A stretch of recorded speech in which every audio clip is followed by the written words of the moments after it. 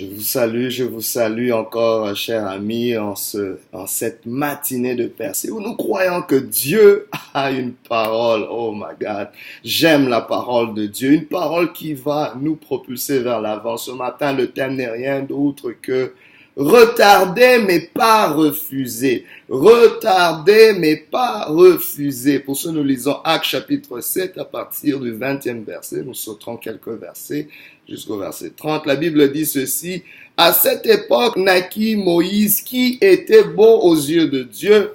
Il fut nourri 3 mois dans la maison de son père. Et quand il fut exposé, la fille de Pharaon le recueillit et l'éleva comme son fils.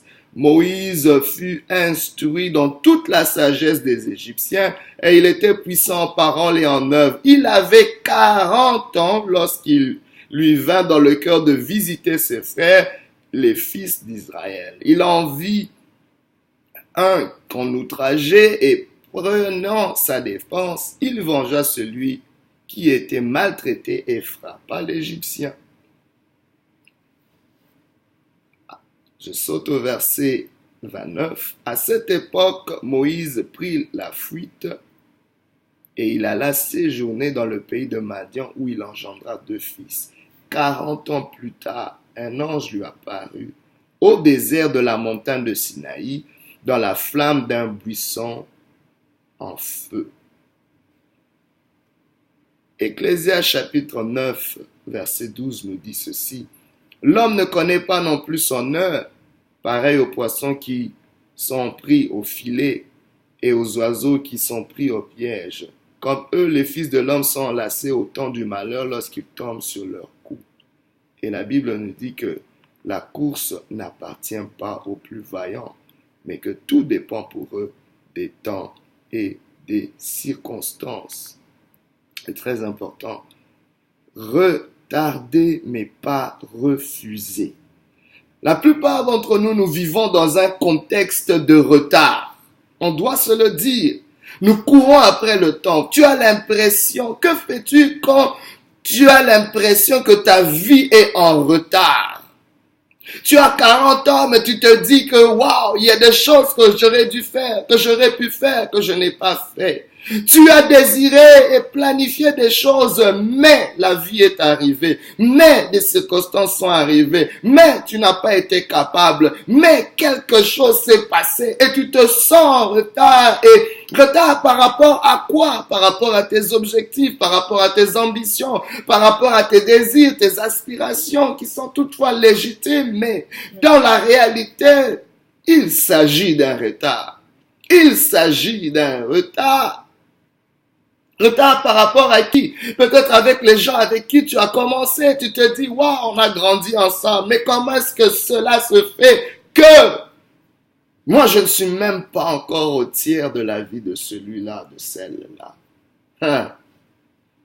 Que fais-tu quand ta vie semble être en retard? Et je vous dis que quand ce retard s'imprègne au-dedans de nous, on a l'impression que tout ce qu'on fait n'est que retard. Tout ce qu'on fait n'est pas assez pour rattraper ce temps. Que fais-tu quand tu te dis, à cette époque, j'aurais dû déjà être marié. À ce moment-ci, j'aurais dû déjà avoir des enfants. En ce moment-ci, mon compte en banque devrait déjà être ceci. Ma carrière devrait déjà être arrivée ceci. Je sais pas, mon ministère devrait déjà décoller. Que fais-tu quand tu te sens retardé? Généralement, qu'est-ce qui va venir dans ta tête?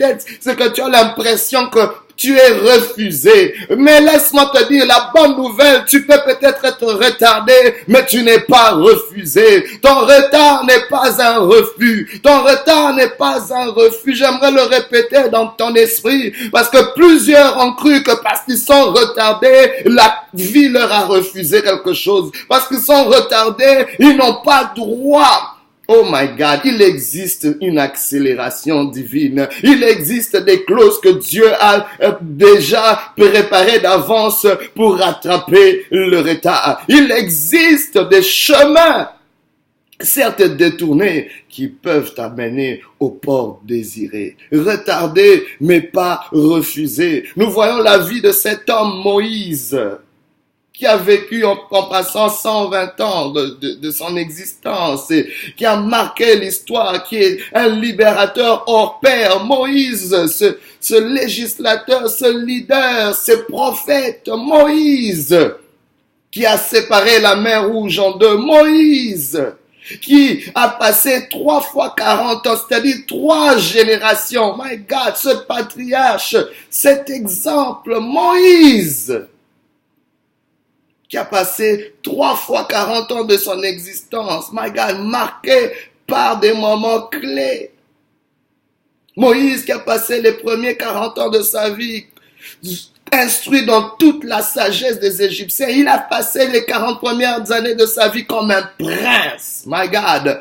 Mais laisse-moi te dire que tu peux peut-être avoir passé une saison de ta vie, mais laisse-moi te dire que la prochaine saison de ta vie ne sera peut-être pas la même. Tu peux vivre plusieurs vies en une seule vie. Beaucoup vivent de retard parce qu'ils s'accrochent, ils pensent qu'ils ont juste une vie. Il y a plusieurs vies dans la vie d'un homme. Oh my God, les gens qui peuvent transcender le retard sont des gens qui sont capables de se convertir en quelque chose, qui sont capables de se reconvertir, qui sont capables de se recycler. Ne reste pas. Si ta vie a été en retard, bien aimé, recycle-la pour la prochaine étape. J'aimerais annoncer sur ta vie une nouvelle saison qui va rattraper le retard. Une nouvelle saison qui va certes attester que tu es en retard, mais que tu n'es pas refusé. Oh my God, même si tu es en retard, il y a des exceptions.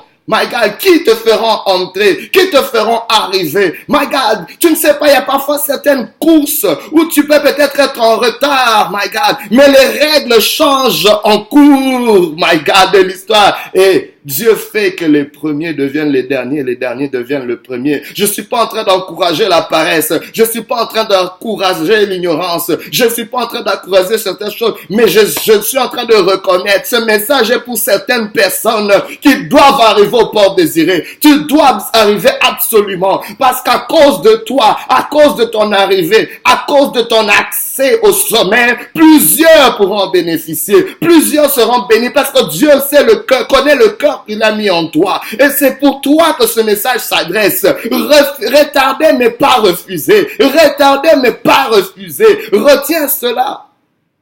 Pour comment je sais que la vie de Moïse quelque part était en retard, même s'il avait passé les premières 40 années de sa vie comme prince, la deuxième partie, les deuxièmes 40 années de sa vie, il les a passées dans le désert comme un berger. Et la troisième, c'était justement comme berger d'Israël en train de prendre soin des enfants d'Israël. Comment je le sais? Quand je rentre plus tôt, on voit la promesse que Dieu fait à Abraham. Quand il fait l'alliance à Abraham, il lui dit, oui, ta descendance sera emportée en Égypte. Ils seront comme des esclaves là-bas pendant 400 ans. Dieu avait dit 400 ans. Mais les enfants d'Israël ont fini par faire 430 ans parce que Moïse était en retard. Moïse n'est pas arrivé au temps marqué. Il est arrivé en retard, mais il n'était pas refusé. Il est arrivé en retard, mais le peuple a quand même été libéré. Dieu a fait quelque chose. Il y a une formule mathématique, une formule dans la destinée de Moïse qui a fait. Mais même s'il était en retard, il n'était pas refusé. La libération est arrivée. Le peuple est sorti de l'esclavage. On s'en fout, peu importe quand c'est arrivé, mais le peuple est quand même sorti. My God, retardé, mais pas refusé. Retardé, mais pas refusé. On a lu le deuxième texte qui nous montre comment, bien aimé, la course n'appartient pas au plus agile, au plus intelligent d'entre nous, mais tout dépend pour chacun des temps et des circonstances. Des temps et des circonstances. Dieu est celui qui marque les temps et les circonstances, c'est-à-dire les temps et les saisons, les temps et les opportunités. Ça prend les temps et les opportunités. Bien aimé, ce sont deux entités que l'ennemi de ta vie ne peut pas embrouiller. L'ennemi ne peut pas bouger les temps de Dieu, car les temps de Dieu sont marqués depuis l'éternité. Dieu a fait alliance avec le temps. Dieu a fait alliance avec le jour et la nuit. Dieu a fait alliance avec le soleil. Dieu a fait alliance avec les saisons. Oh my God, Dieu a fait l'alliance avec l'hiver, avec l'été, avec toutes les saisons, avec le froid, le chaud. Dieu a fait alliance avec le temps. Il en sera toujours ainsi tant aussi longtemps que la terre subsistera.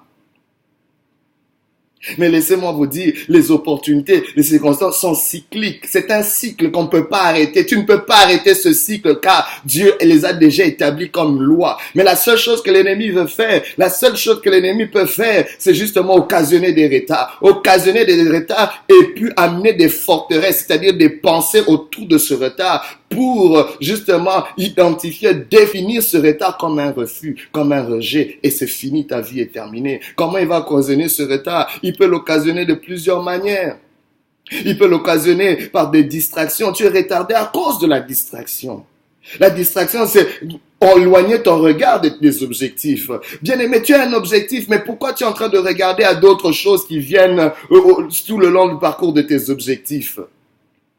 Tu es retardé aussi par ton ignorance. Les choses qui te connaissent pas vont te retarder. Ce que tu ignores va te retarder. Tu as besoin de connaître. Tu as besoin de dire, Seigneur, ce matin, j'aimerais reconnaître les ondes d'ombre dans ma vie. Il y a des choses que j'ignore, que je devrais savoir. Moïse ignorait certaines choses. Bien aimé, quand il a tué l'Égyptien qui maltraitait l'Israélite. À 40 ans, Moïse comprenait qu'il était libérateur. Il sentait son appel de libérateur. Mais il est venu avant le temps. Il est venu dans une ignorance. Il n'a pas compris que le sang que tu verses, il y a une loi qui est établie. Quand tu verses le sang d'un homme, le sang de cet homme a la capacité de te poursuivre.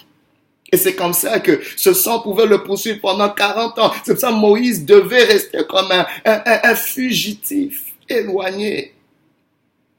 Loin de ce qu'il avait connu, loin du confort de l'Égypte. Certes, c'était un prix lourd, cher à payer, mais il y a quelque chose qui s'est passé là. Tu es peut-être retardé à cause de ton incompréhension de certains principes de Dieu. Tu connais peut-être, mais tu ne comprends pas. Il y a une lumière qui te manque. Aujourd'hui, dis Seigneur, éclaire mes ténèbres. Il y a une lumière qui me manque, c'est pour ça que je suis en retard. C'est pour ça que j'ai l'impression que les choses me sont refusées. Tu es en retard peut-être à cause de mauvaises relations. Il y a des gens qui sont mal entourés et cela va causer des retards. Abraham était en retard à un moment donné. Le retard, bien aimé, tu n'es pas la seule personne à être en retard. Dans la Bible, il y a plein de retards. Il y a plein de gens qui ont connu des retards. Et Dieu s'adresse ce matin à tous les retardés. Mais il est en train d'amener une parole de restauration. Les retardés ne sont pas refusés ce matin. Tout retard n'est pas un refus. Abraham a été retardé parce qu'il était avec Lot. Il était retardé parce que Lot était encore là comme un voile. Il était retardé parce que son père était là encore à un moment donné. Mais c'est quand ces personnes se sont éloignées de sa vie que sa vie a commencé à accélérer.